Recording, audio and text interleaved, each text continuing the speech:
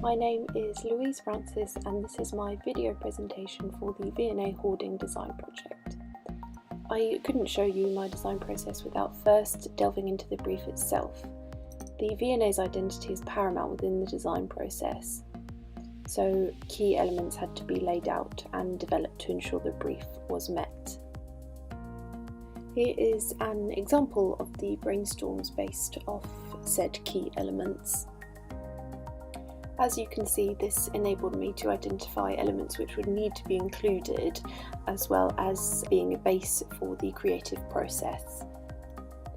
The aesthetic of the V&A's architecture was key in this process, and during my visit there I was able to familiarise myself with it. As you can see, the design features a multitude of arches, some more intricately designed than others. They create a pattern of repetition throughout the building.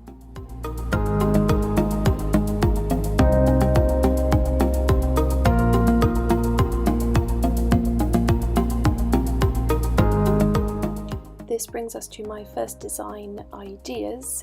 So I wanted to break down the design to build it up again in a new way, whilst using the pattern and repetitions as seen in the building.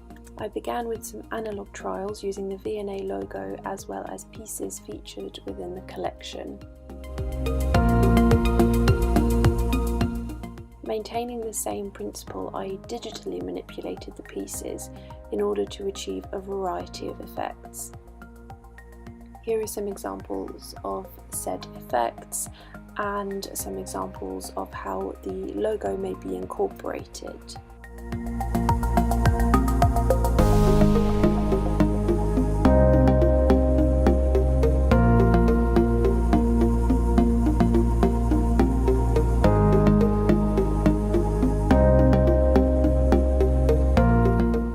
The next step in the process was to apply these digital manipulations to only isolated areas of the images.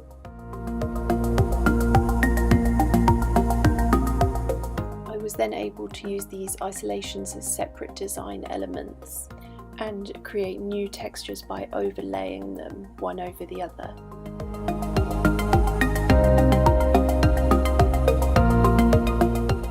Once I had the base for my design, it was a case of ensuring the elements I spoke about earlier were included, the main one being the logo.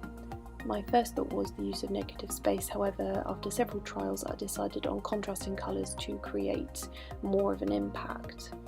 I then added the key information as well as the QR code to keep the hoarding interactive. I wanted to make sure my design would be adaptable size-wise, so you could quite easily extend it depending on the format you needed, using different pieces but with the same effects, and obviously text could be adapted and the QR code as well.